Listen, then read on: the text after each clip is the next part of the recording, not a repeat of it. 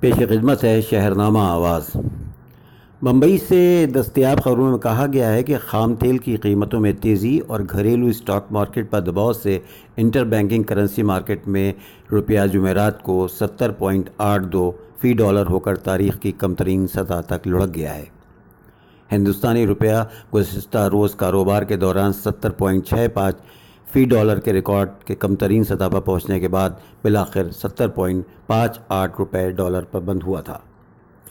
روپے کا آغاز جمعرات کو ایک پیسے کی معمولی بہتری کے ساتھ 70.57 روپے فی ڈالر ہوا تھا، لیکن بین الاقوامی مارکیٹ میں خام تیل کی قیمتیں بڑھنے اور دنیا کی دیگر اہم کرنسیوں کے مقابلے ڈالر میں رہنے والی ابتدائی تیزی سے روپیہ 70.82 فی ڈالر کے اب تک کی نچلی سطح تک لڑک گیا ہے۔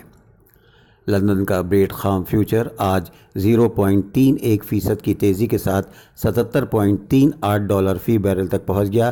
اس سے امپورٹروں نے ڈالر کی مانگ بڑھا دی ہے۔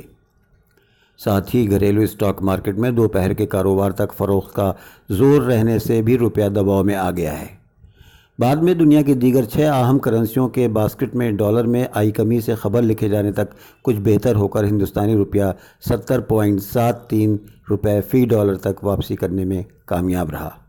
شکریہ۔